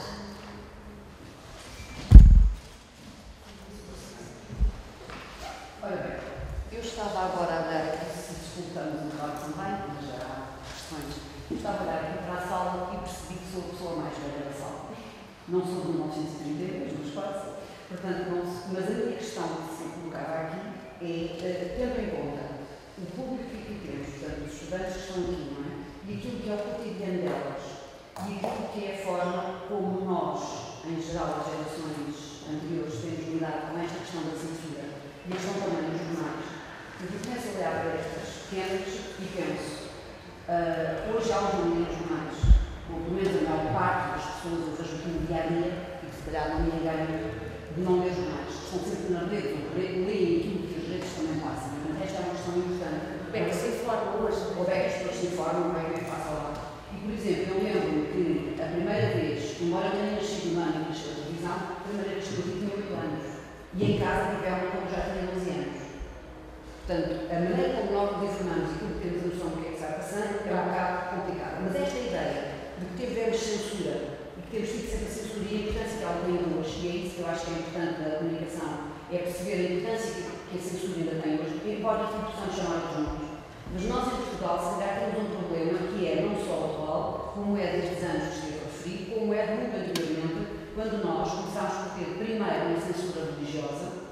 Nós tivemos uma Inquisição durante 300 anos, mas as consequências ainda hoje se encontram, aliás, como é possível, não é? Portanto, não se publica, não se diz, não se faz. Porque eu, quando cheguei, por exemplo, no liceu, e era só a nível de leitura, chegávamos ao nono ano, ao que agora é o nono ano, ou ao quinto ano do liceu, e dizíamos, meninas, o canto nono dos Lusíadas não se lê. Íamos ao ver pela casa, não recebíamos nada, ficávamos igual. Porquê? Porque havia as deusas e as musas, etc., que tinham andado lá com os navegadores e que era uma grande complicação. Mas nem sequer percebíamos porquê. E este não perceber porquê, acho que nós continuamos a ir dar dele. E a questão é, quando nós vimos hoje, por exemplo, os cortes, não havia, e dizia, e é verdade, não é? As pessoas dizem, mas no tempo de Salazar não havia, ou no Marcelo Caetano, se estamos mais próximo, não havia estes assaltos, estas coisas horríveis. As vidas eram lutadas, não é? O problema é, aquela geração que a Cristina sempre estava a falar, que são aquelas pessoas mais velhas, que em casa se calhar estiveram ligadas a isso. Mas depois a geração dos pais e das mães e das famílias mais próximas, destes nossos estudantes, eu estou a pensar nestas três possibilidades que aqui temos. E agora, aliás, portanto, ouvem. Mas o ouvir é completamente diferente de perceber, por exemplo, que ainda hoje elas têm notícias que não são cortadas no meio da manhã. Nenhuma notícia é cortada, são estas todas que se cortavam na época. Só que não há ninguém, nem conseguimos fazer em sítio nenhum, Porque há um tempo em que sabemos que elas não existiam, que eram votadas. Há um tempo em que elas hoje vêm todas e não se percebe qual é a ligação de uma coisa e outra, porque não há leitura e capacidade de ler, não só nas redes, por exemplo, as falsas verdades, as verdades, essas questões todas que temos, não é? Porque, por exemplo, eu dou só um exemplo. Falou há bocado dos greves, e não existem greves antes de 25 de abril, porque na verdade os jornais não se podiam trazer porque eram verdades. Mas ontem, creio eu, houve uma greve do call center, eu não ouvi em sítio nenhum. Não havia televisão nenhuma, não havia jornal diário nenhum, não é assim? Sim, agora podemos falar disso, da atualidade. Pronto, por outro lado, por exemplo, quando nós temos Jornal de Negócios, não tem trabalhadores. O Jornal de Negócios só fala de coisas para os patrões das empresas, não é? Depois falamos hoje também da questão dos jornalistas quem são. Eu a mim custa-me imenso ver muitos jornalistas, muitos correspondentes, aquilo que eu chamaria de correspondentes, são gente desta idade, os nossos estudantes dos cursos de comunicação e de outros, não é? Que têm os seus 5 minutos de glória, se é tanto, numa intervenção, não sei quanto é que aquilo é pago. Eu gostava de fazer um trabalho sobre saber quem são as pessoas que fazem aquelas intervenções nos vários sítios, reportagens do exterior, de ver quanto é que são pagos. Porque a escala que aquilo são substituídos é brutal. Portanto, na falar de estagiários, por exemplo, não é? Mas então a questão que se coloca é, hoje, como é que nós, mais velhos, podemos falar a uma geração mais nova, trabalhar com esta geração mais nova, no sentido de percebermos a importância que tem estudar todas esses cortes, por exemplo, que está a ver. É importantíssimo perceber o que é que não passava e muitos trabalhos desse género, é uma investigação desse género, para ver o que é que se passava.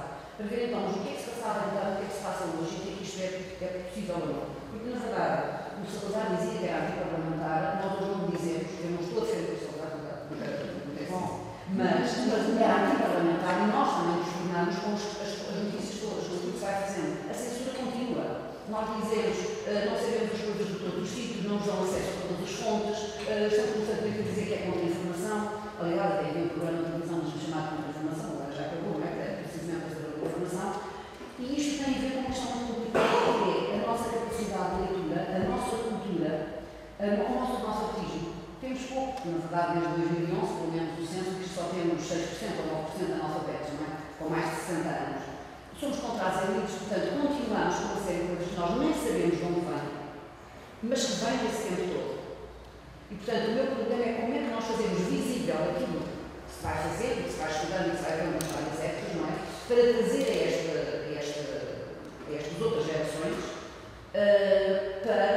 por isso parece que a geração do que é destes estudantes que têm agora nascido em 1995, que é a geração Z, millennials Z, essas gerações agora todas que os sociólogos estão dizendo, agora são gerações, não sei o que é isso.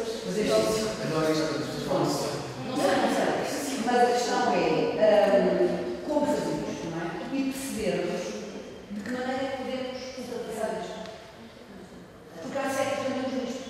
A censura que está a falar. Isto é mais uma reflexão. Existem censuras. Sempre, não é? Agora temos a censura mais. Há uma censura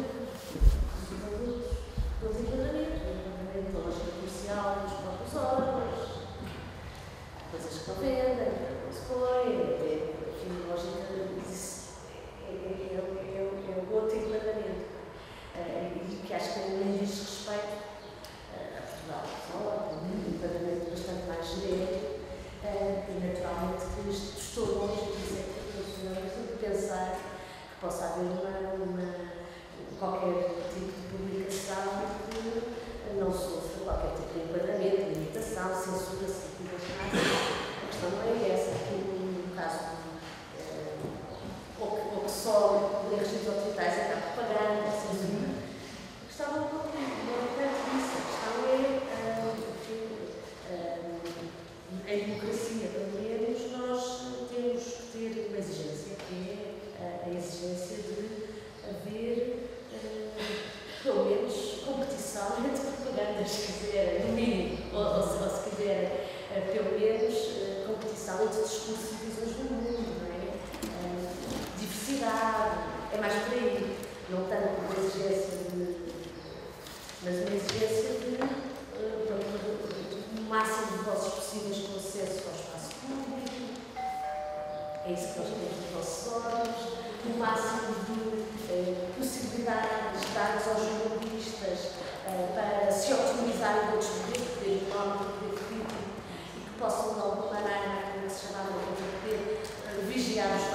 agentes públicos e outros, refugiados portugueses, enfim,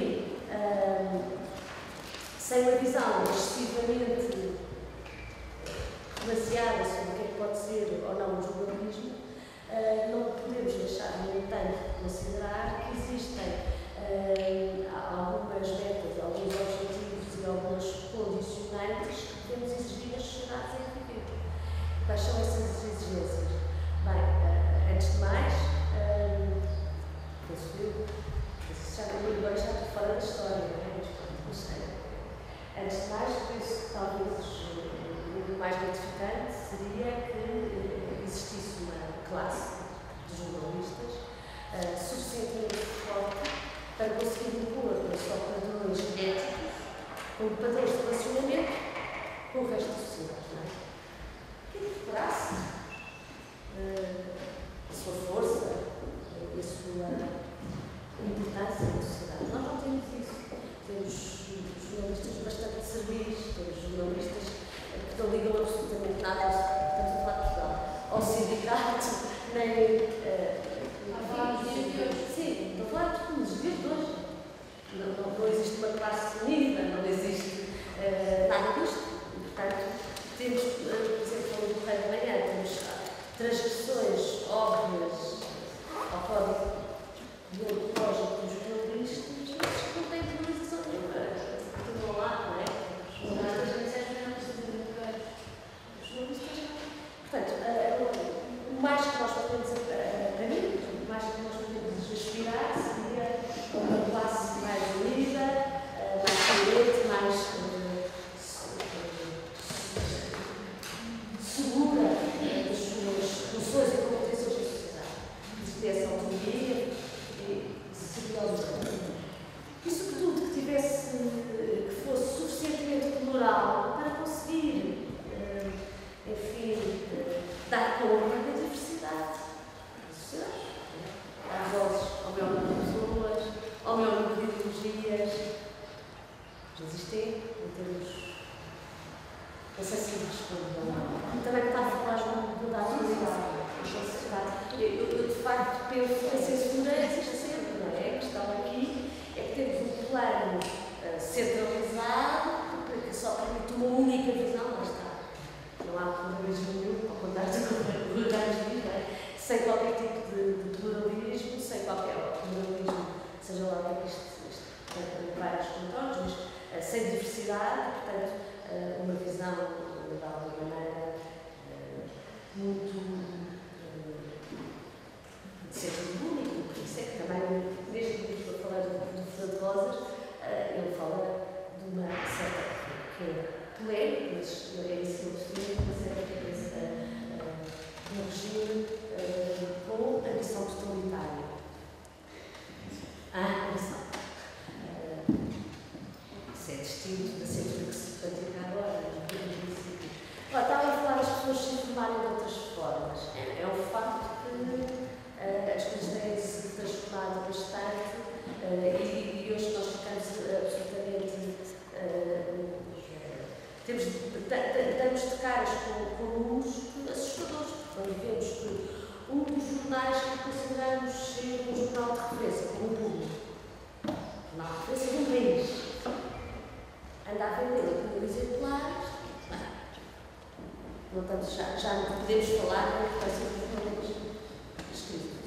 Agora, a questão é, as sociedades como esta, então se estamos por aí, há umas coisas que eu acho importante, numa sociedade como a nossa, como disse, com pouca, tardiamente alfabetizada e, portanto, sem hábitos de leitura dos jornais, nós nunca tivemos verdadeiramente, os nossos jornais vão ser muito elitistas, um pequeno grupo de pessoas que têm um jornal, e, portanto, as pessoas informam-se sobretudo nos meios eletrónicos, sobretudo na televisão. A televisão é um meio de excelência, onde as pessoas se informam, ainda hoje, esse canal. Até podem ver, não sei, no Facebook, as pessoas vão lá à noite ver o telejornal para aprofundar-se no assunto que lhe interessa.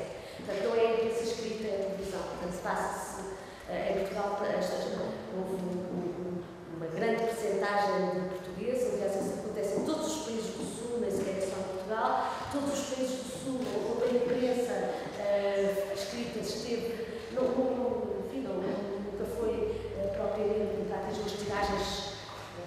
imprensas dos outros países do Norte, nestes países é sobretudo a televisão o grande meio.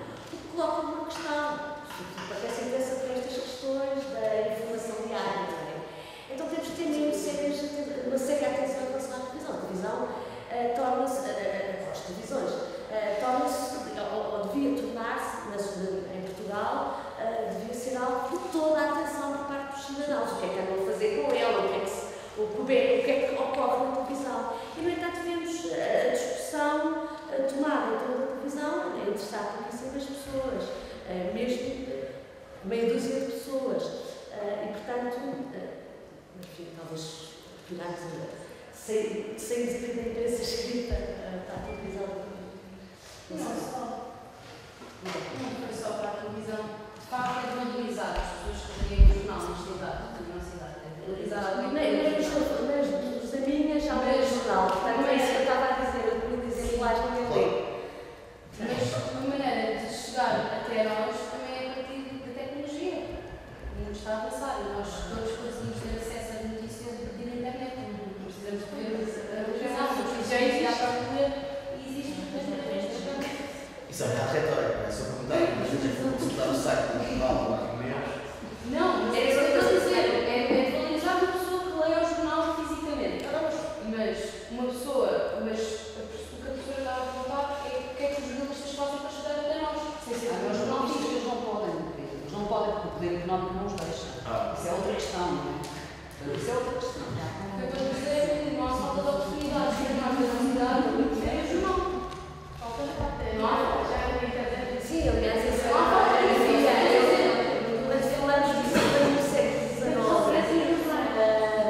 No século XIX se lutava pela democracia, se lutava pelo alargamento do voto e se lutava em Portugal temos uma movimentação grande nesse sentido, não é? Também. Se lutava por alargar e alfabetizar as pessoas, havia a absoluta crença que as pessoas mais alfabetizadas deveriam todas ler o jornal, estudar e se interessar pelos assuntos, digamos assim. Essa era a crença dos democratas do século XIX. O século XX encarregou-se de explicar que não parecia e que de facto as coisas não eram bem assim. Mas isso também depende bastante e não podemos generalizar, mas não, há países com culturas muito distintas. Em Portugal, nós dizemos, infelizmente, isso. Mas se olharmos para os países, por exemplo, do Norte, para os países do Norte, agora chegamos aos países do Norte, não é? Mas dos países, quando eu falo dos países do Norte, com imprensas, com uma imprensa desde o século XIX muito rica, com grandes tiragens e tudo mais, países como a Suécia, a Dinamarca, etc., temos um panorama um bocadinho diferente do nosso, não é? Eram os países mais alfabetizados, mas também mais interventivos. Mas aí eu não tenho a solução nem a resposta para isso. Mas diga. Tenho uma questão. Voltando ao quadro metodológico do jornalismo. Lembrei-me que tem por causa da Margarete e Sócrates. Da Manuela Margarete e Sócrates. Isso, ela viu algum artigo desse código ou foi calada? Se viu algum artigo desse código metodológico ou se foi realmente calada? Ou se estavam outras questões políticas por trás? Ou seja, se podemos falar de censura nesse caso ou se ela foi afastada do caso por razões plausíveis. Pois, isto é complicado. Eu penso que ela não teve propriamente uma conduta muito jornalística, ética. Não seguiu propriamente a ética jornalística, o que não implica que ela tivesse que lhe tivessem dado aquela solução. Não se trata disso. Em Portugal, há pessoas que têm digamos, performance bastante piores do que as que ela teve e não têm qualquer tipo de retaliação. Agora, eu lembro-me que ela, de facto, não é. Sim, não é. foi um protesto, mas quer dizer, não foi um protesto porque exatamente ela não está sozinha naquilo. Agora, também não posso dizer que ela tenha sido propriamente, não sei, mas ajudem vocês também estão aqui. Isto é uma pessoa que dê a sua opinião. Eu tenho uma questão, é uma questão social. Social, sim. Temas para vocês também contarem. Pode contar. Os temas são, os temas que abordaste primeiro, agitação social, miséria e pobreza, surtos epidémicos, acidentes, questões de costumes, criminalidade, saúde e a questão das escolas, dos equipamentos públicos, etc. E assim, de repente, tudo que era proibido no Estado Novo parece ser o centro da agenda mediática hoje, mas os seus efeitos políticos parecem ser exatamente contrários ao que os autores da censura pretendiam, não é? Ou seja, não sei se era definido. Estou a dizer, eles estavam a temer uma coisa que afinal não tinham razões nenhumas para temer. Não sei se tinham coisas na altura tinham. O objetivo que o Estado Novo, ou aqueles grupos políticos, daquela constelação política que se estavam ali em volta, seria. Mas eu estou a perceber uma questão, mas a questão até é bastante interessante de explicar. Estamos nos anos 30, os anos 30 são anos também em Portugal, aliás, não são em Portugal,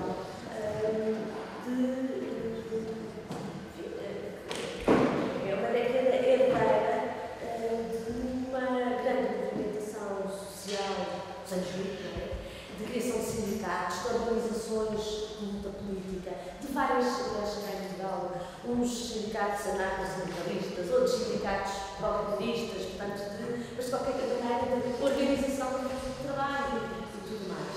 E, portanto, o Estado Novo estabelece um país onde essa organização, essas organizações, apesar de tudo, ainda mantinham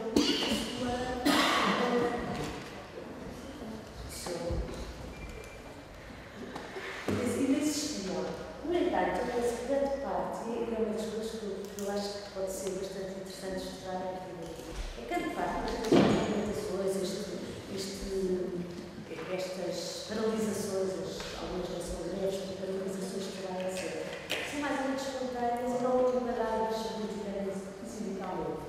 No entanto, isso não significa que essas mesmas movimentações, apesar de não preparadas sindicalmente, não tenham bebido, no entanto, enfim, das movimentações anteriores e das lutas anteriores e tudo mais. O que é que eu quero dizer com isto?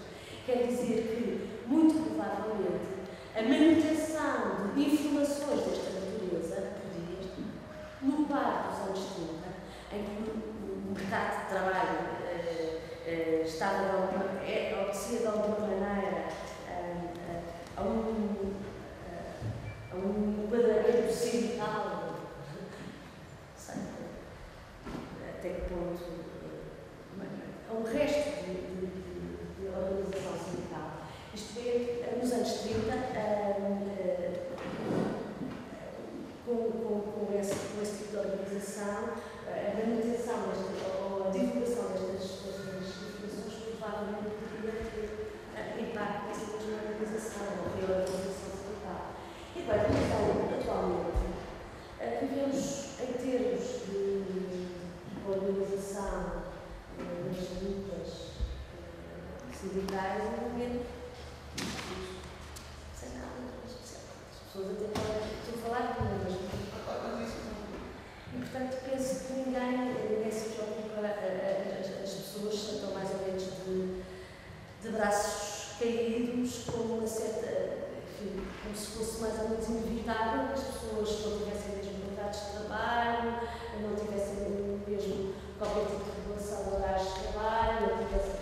Hoje vivemos um momento em que, bem, é assim, tem que ser assim, as pessoas parecem que não se apercebem da necessidade, e estamos nos anos 30 ao contrário.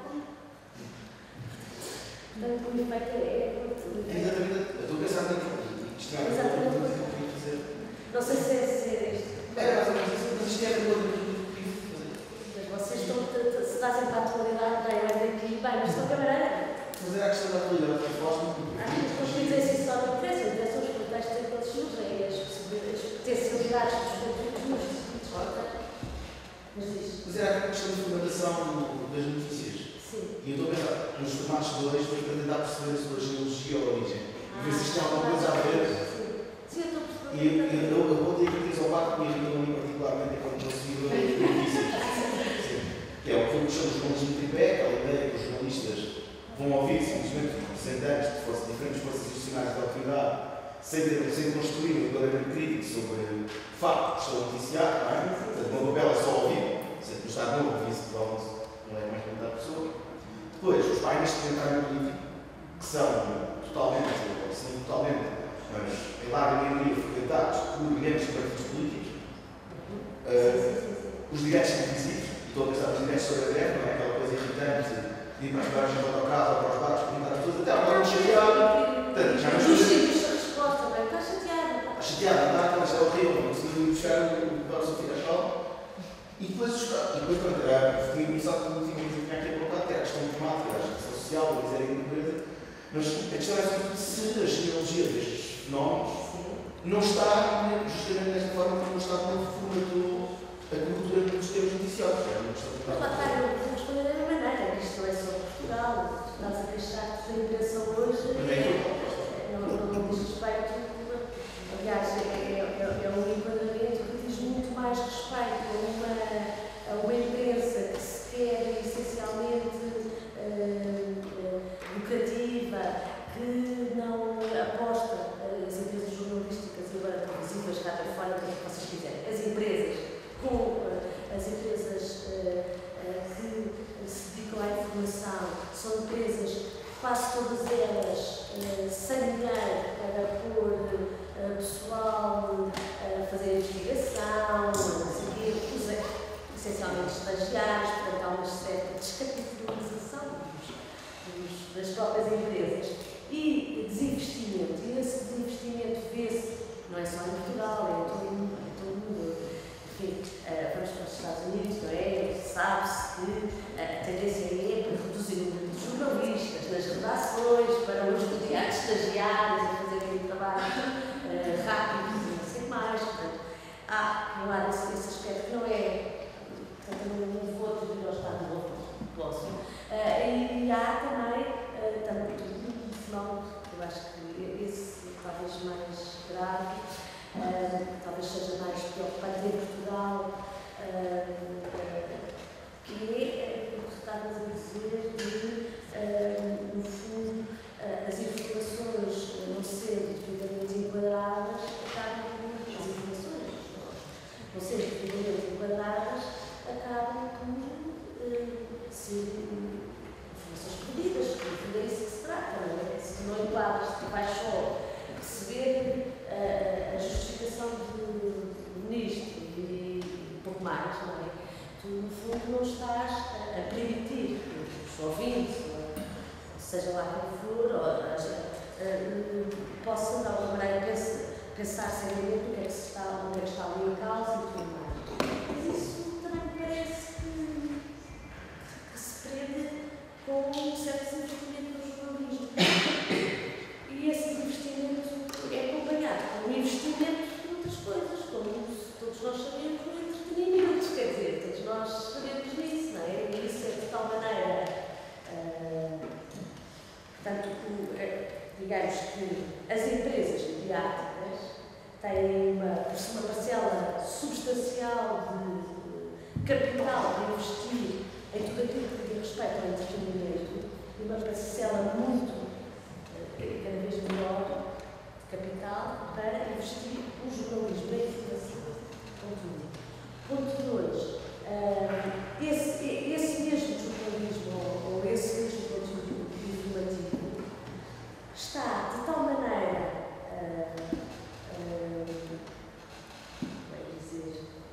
rodeado de formatos de entretenimento que ele próprio tem vindo, digamos, a introduzir na própria notícia alguns dos formatos que vêm de outra programação que não é informativa nem jornalística.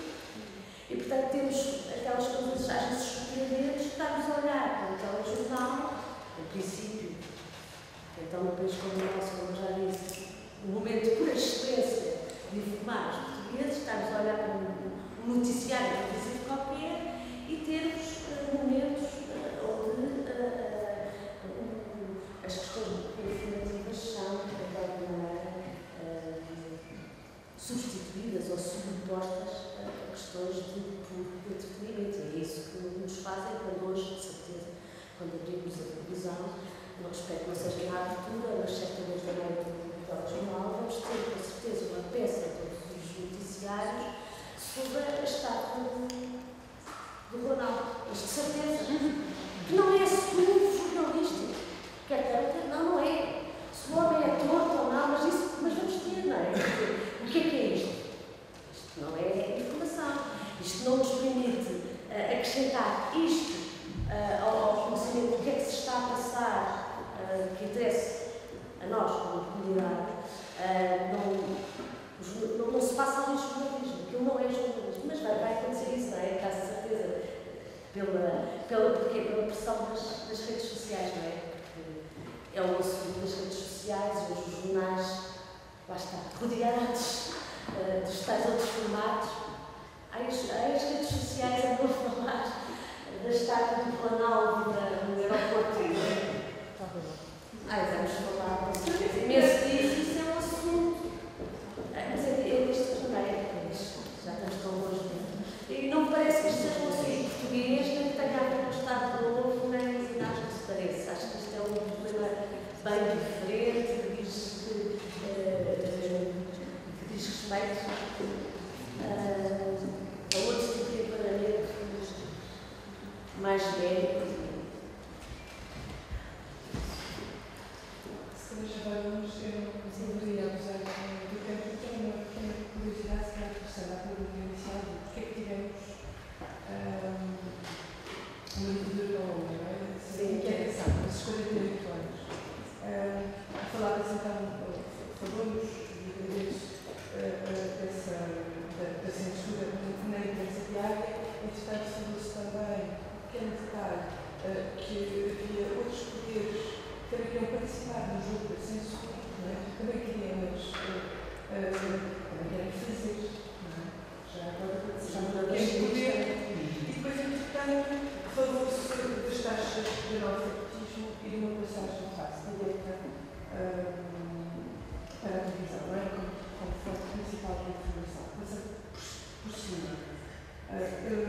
Minha pergunta é a seguinte: como é que lidamos, então, a censura enquanto mecanismo de repressão preventiva, aparelho de violência preventiva,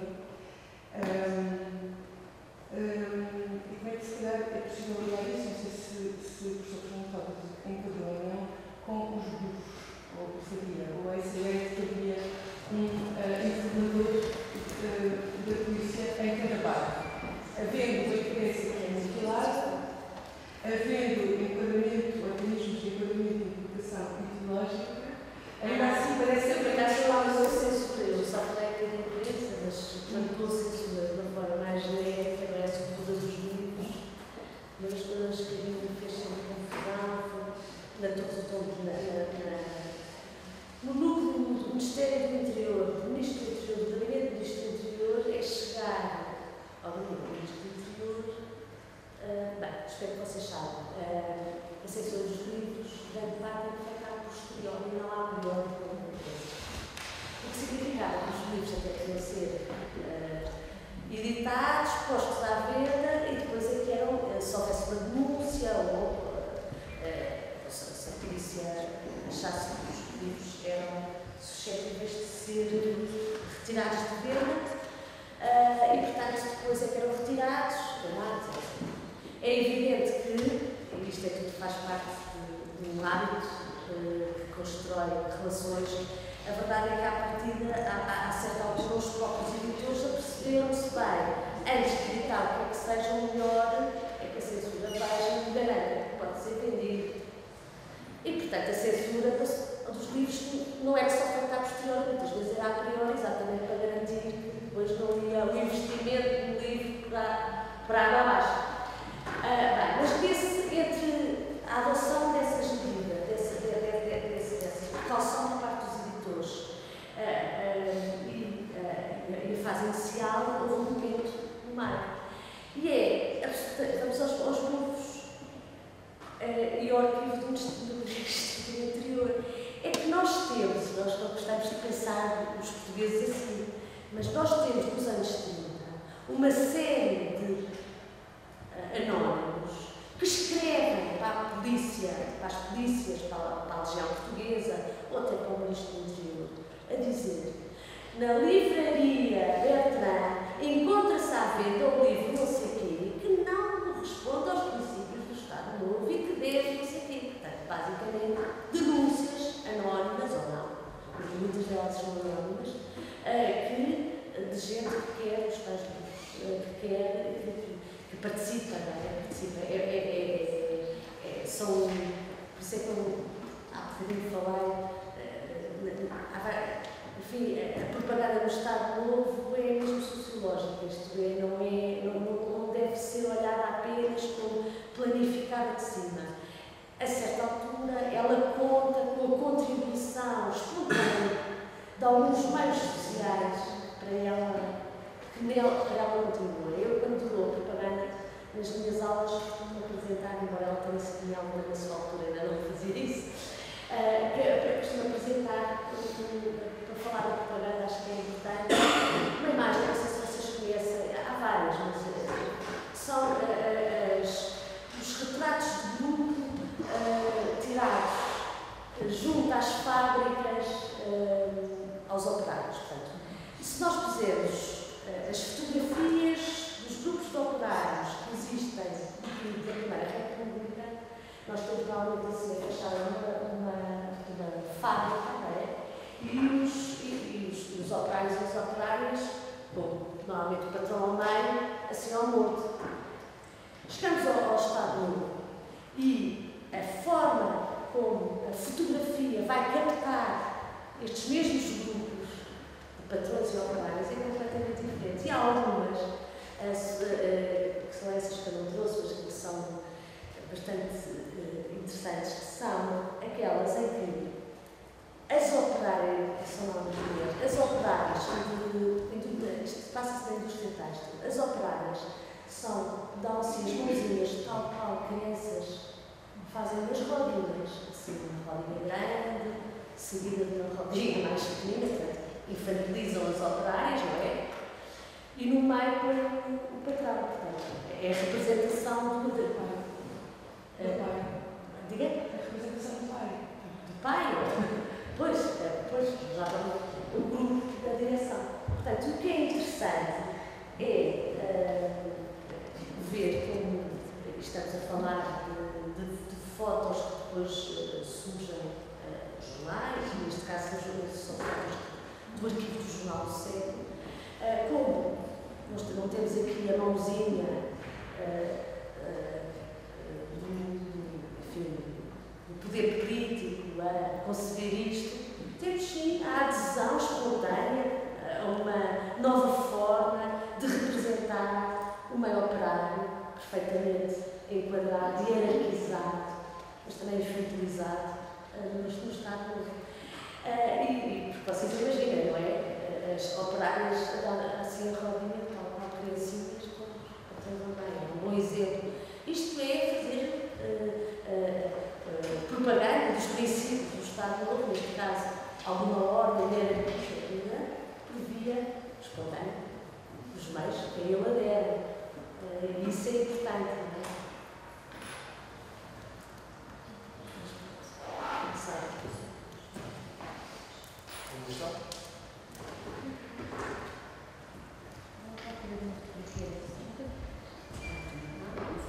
Eu só queria dizer-vos uma coisa. Eu só para terminar, um aspecto que eu tinha dado na apresentação, mas não pus, mas acho que é importante chamar-vos a atenção. Estes boletins de cortes semanais eram feitos pela própria censura. Eram que faziam uma espécie de resumo dos cortes que fez durante a semana. Mais tarde tornam-se boletins diários. Bem, mas tinham uma característica. Eles eram organizados por ministérios dos nossos estrangeiros. Portanto, a Direção Central dos Serviços de Censura fazia esses tais relatórios, primeiro semanais e depois diários, e esses relatórios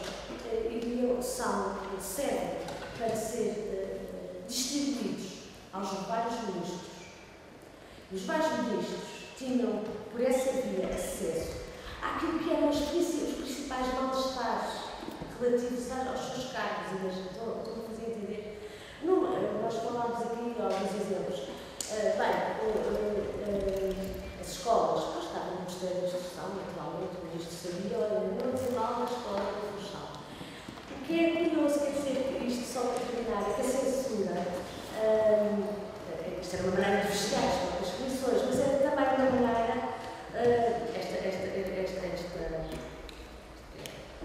estes objetivos eram também uma maneira da censura prestar serviço e permitir aos vários ministros e ao Presidente do Conselho e ao Presidente da República terem conhecimento mais ou menos do qual seria na altura o ambiente público vivido.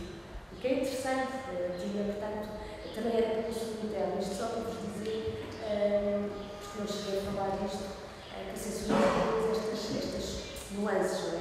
Fazia parte de um amparaio, era mesmo um amparaio burocrático, e servia ao amparaio burocrático. Pior, o Secretariado de Governo Nacional, isto é um outro, que faz um outro boletim, também, a ser entregue aos vários ministros, e sabem o que é que faz? Lê toda a imprensa escrita publicada e faz um relatório. No jornal, não sei o quê, tem-se deixado, tem tratado de um assunto, não devia estar a ser tratado assim, isto é. O regime vai ao ponto de ter dois organismos a tratar da imprensa, um a punir e um outro a controlar o trabalho realizado pela própria censura. Isto é um choque normal dos regimes autoritários, que normalmente multiplica as mesmas funções por vários organismos de forma a que eles se sintam também mais pressionados. Mas era só um pequeno à parte, porque acho que é interessante, normalmente, essa faceta da censura não é muito tratada, mas é uma censura, mas no fundo é entrar nas entranhas, não é? Nas entranhas do regime, que era isso. A censura servia também para isto. E pronto.